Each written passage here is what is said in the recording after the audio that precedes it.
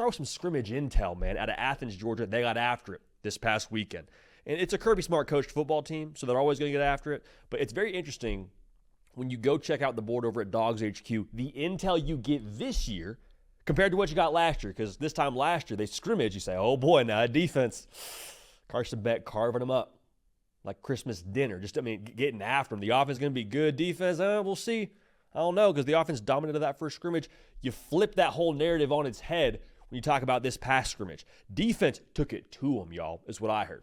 So defense sounds like it's back in style in Athens, Georgia. It was always in style as long as Kirby Smart's your head coach. But when it comes to what they did in 11-on-11, defense had themselves a day, all right? Raylan Wilson is a guy that they're going to look to in a big way again this upcoming season. But a couple of young bucks at the linebacker spot. Chris Cole and Justin Williams, both guys that have been in the program. 2 5-star linebackers are what I have been told going to push that room and continue to elevate the overall talent level. Now, I've also been told defensively, this is not just C.J. Allen's defense. This is C.J. Allen's team. And C.J. Allen is, obviously, if you're a Georgia fan, you know what he brings to the table as a linebacker. But he's going into now that year where I think most of the Georgia fan base, as well as that Georgia football team, expects a little bit more of a pop from him. And if you look at like previous Georgia teams that have had success over the course of the last several years under Kirby Smart, they usually are linebacker-led, like with the exception of that team in 2022 with Stetson Bennett and Brock Bowers. You usually have a bad dude in the middle of your defense that is kind of the heartbeat of the whole organization. They feel like that's C.J. Allen, and according to this scrimmage now, both him and the rest of that linebacker group had a really good freaking day. So if you are into smash mouth football, bloody knuckles, and having cracked helmets from the opposition, you should probably look forward to that based on what happened this past weekend in Athens. Now, the offense wasn't all bad. Okay, it wasn't all bad. What I was told is they were good situationally. So we'll start with the good, then we'll go to the bad. Offensively, sounds like they were pretty solid on third down and red zone. What I was told is on third down, they ran the ball at a very effective level. I was told they were 50-50 on third down. Now, I don't know if that's third and short. I don't know if that's third and 5. Like, I don't know what the actual down distance is there. But if you're 50-50 in that first scrimmage, you will take that all day, every day. Because last year, Georgia was somewhere in the 70s nationally. 38% on third down last season. Not great. Need more of that. I think you also hope that the wide receiver room overall being better in 2025 will help put you in more third and manageable. Bottom line, first scrimmage, better on third down. We'll take that to the bank every single time.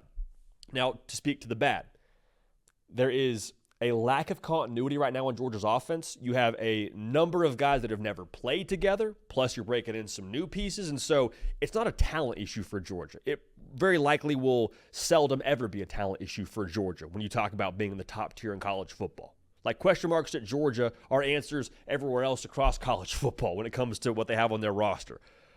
But with that being said, there was a lot of what you would call miscues from an alignment standpoint, a assignment standpoint. Like Georgia was kind of just driving stick, it felt like, when it came to moving the ball down the field from what I've been told.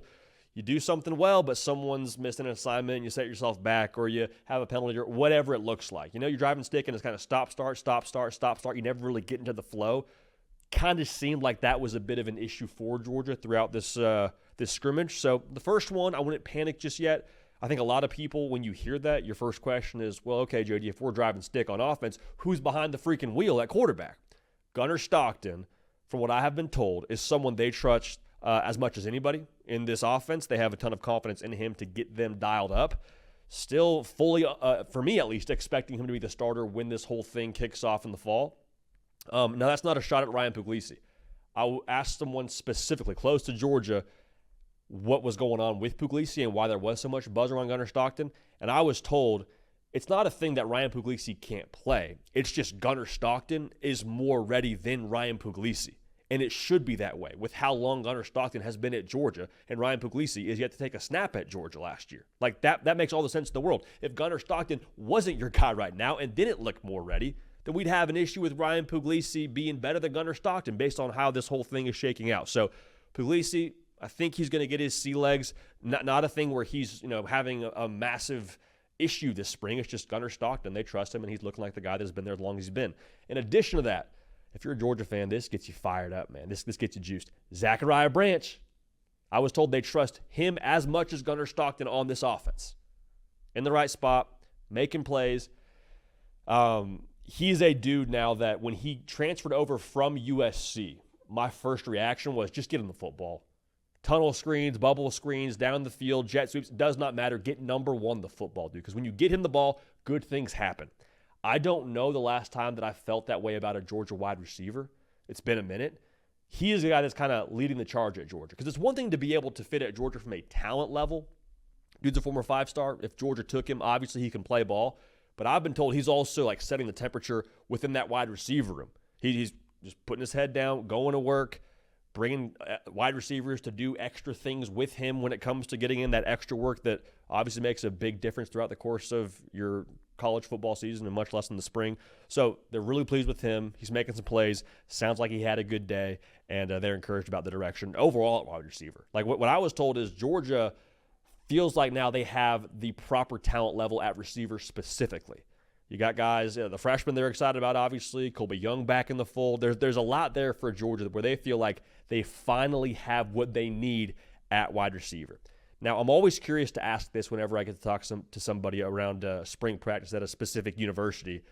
I want to know just the buzz and the feel and the vibe, and maybe we take too much from that during this part of the year. Sue us if that's your problem. I've been told Kirby Smart's kind of on his Sith Lord grind, if you will. I've heard we've kind of got a dark side from Kirby. Not in a negative way. Not in he's being a jerk at practice necessarily. But compared to previous years, what I was told is Kirby Smart has been very pleasant over the course of the last couple of years. This past spring, or this spring so far, with the implementation more so of NIL, which we've had now, we're going on a few years of, it seems like the unspoken attitude is, okay, we're paying you. I'm going to ask for more from you. If we are going to legitimately commit financial resources to you being a professional, more or less, in this climate, like I'm going to ask you to act like a pro and conduct yourself like a pro and get after it. So you're hearing Kirby Smart in these press conferences talking about guys being out of shape, just straight up calling people out. And it's like, hey, that's kind of how it works in the NFL, right? Kind of how it works when we're paying you a certain sum to do a job. I get that professional is kind of a dirty word when we speak about college sports, but I mean, if any of us were in Kirby Smart's shoes and we got players that we're paying good money to be at their best and they're not in shape, yeah, I'm going to call you out. So all I'll say here, when I hear that around Georgia, that would get me excited from a Georgia fan, because we know that Kirby Smart standard has always been high, but if he's even turning the heat up a little bit in Athens, I think that's going to yield for some extremely positive results when it comes to what the Dogs are doing here in the fall. So far, so good throughout the scrimmage. Again, defense dominated that first scrimmage. Offense had some good moments. I would not be too worried just yet about the offense if I'm a Georgia fan, because it seems like it's all things that you can control, get right, and have going in the right direction when you speak to the offensive side out there in Athens.